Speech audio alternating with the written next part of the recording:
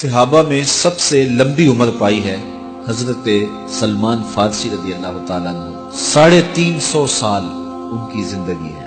اتنی زندگی صحابہ میں سے کسی کی بھی نہیں ہے جتنی حضرت سلمان فارسی رضی اللہ تعالیٰ عنہ کی ہے۔ بنیادی طور پہ یہ ایک مجوسی کے بیٹے تھے اور بڑے امیر کبیر خاندان سے تعلق رکھتے تھے۔ یہ اپنے باغ میں جاتے تو راستے میں ایک راہب کا کٹیا تھا، یہ گزرتے گزرتے اس کے پاس رکنے لگے تو اس کی باتوں میں وحی کا اجالا تھا تو اس کی باتیں اچھی لگنے لگی۔ باپ کو پتہ چلا تو اس نے کہا کہ ہم مجوسی ہیں، آپ کو پوچھتے ہیں، اور یہ نصرانی ہے، تم اس کے پاس نہ بیٹھا کرو، کہیں تمہارا دین نہ لوٹ لے۔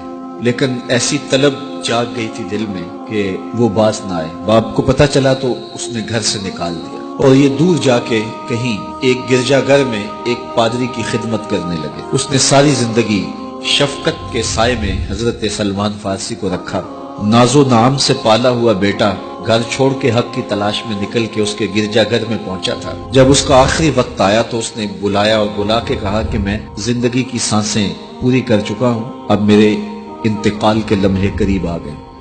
تو نے بڑی میری خدمت کی ہے تو میرے بعد تو غموریا چلے جانا، وہاں کا جو راہب ہے فلاں اس کا نام ہے، تو اس کی جا کے خدمت کرنا، تجھے حق مل جائے گا۔ حضرت سلمان فارسی کہتے ہیں کہ میں اس کی تدفین کے بعد غموریا چلا گیا اور جو اس نے نشانیاں بتائی تھیں اس نشانیوں کا راہب مجھے مل گیا۔ میں ایک زندگی گزاری اس کے پاس اور اس کی خدمت کرتا رہا اور میں حق کا متلاشی تھا۔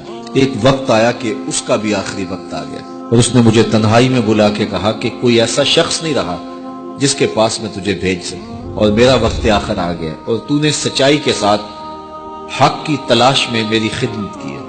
میں تجھے پتے کی بات بتاتا ہوں، پلے باندھ لے، میرے انتقال کے بعد تو یثرب چلے جانا، نبی آخر الزمان کے ظہور کا وقت قریب آ گیا ہے اور وہ ہجرت کر کے وہاں تشریف لائے۔ کہتے ہیں میں نے اس کو کہا کہ کوئی اور شخص بھی تو دعوی نبوت کر سکتا ہے، میں اتنی خاک چھانی ہے، ماں باپ کا دیس چھوڑا ہے، گلی گلی کی خاک چھانی ہے، تو کہیں میں دھوکہ نہ کھا جاؤں، مجھے نشانیاں بتاؤ۔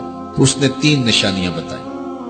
کہا ایک تو صدقہ قبول نہیں کرے گا، دوسرا ہدیہ رد نہیں کرے گا، تیسرا 2 کندھوں کے درمیان مہر نبوت ہوگی۔ 2 دن کے بعد اس کا انتقال ہو گیا۔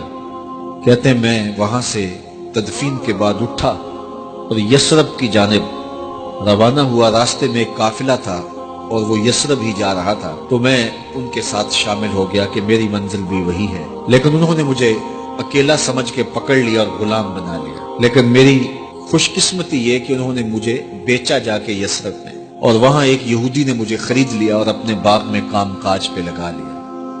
میں روزانہ ان ہمایوں لمحوں اور ان حسین گھڑیوں کا منتظر تھا جن کے لیے میں نے در در کی خاک چھانی تھی، کبھی عرش پر، کبھی فرش پر، کبھی ان کے در، کبھی در بدر۔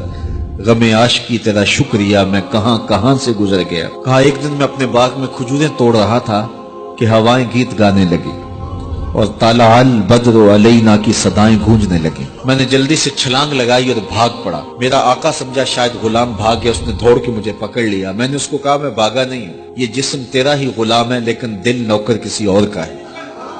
میں کچھ کھجوریں لے گیا اور حضور کی خدمت میں حاضر ہوا اور جا کے میں نے پیش کی، اور میری نیت صدقے کی تھی۔ تو میں نے جب پیش کی تو فرمایا ہم نبی ہیں، صدقہ قبول نہیں کرتے۔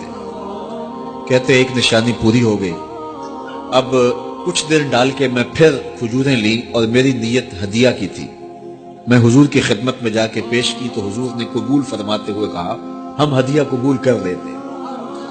کہا 2 نشانیاں پوری ہو گئی، اب تیسری نشانی رہتی تھی، اگرچہ 2 نشانیاں ہی میرے لیے کافی تھی اور حضور کا چہرہ ہی میرے لیے کافی تھا، لیکن میری آرزو یہ تھی کہ میں تیسری نشانی کا بھی بچشم خود مشاہدہ کر لوں تو پھر میں ایمان لاؤں گا۔ ایک دن حضور میرے باغ میں تشریف لے آئے۔ حضور نے قمیض اتاری ہوئی تھی اور اپنے مبارک کندھے کے اوپر کپڑا رکھا ہوا تھا اور مہر نبوت والی جگہ چھپی ہوئی تھی۔ ہلکی ہلکی ہوا چل رہی تھی اور میں حضور کے پیچھے پیچھے ہوتا تھا۔ میری آرزو یہ تھی کہ ہوا کا کوئی تیز جھونکا آئے اور کپڑا ہٹا دے اور میں مہر نبوت کی زیارت کر لوں۔ حضور میرے ارادہ قلب سے آگاہ ہوئے، فَأَلْقَى إِلَيَّ رِدَاءَهُ، حضور نے اپنے کندھے سے چادر اتار کے میری جانب پھینکی، پھر اپنے رخ کو پھیر کے میری جانب اپنی پشت مبارک کرتے ہوئے فرمایا انظر الی ما امرت بہ، اس پادری نے جو بتایا تھا دیکھ لے آ کے۔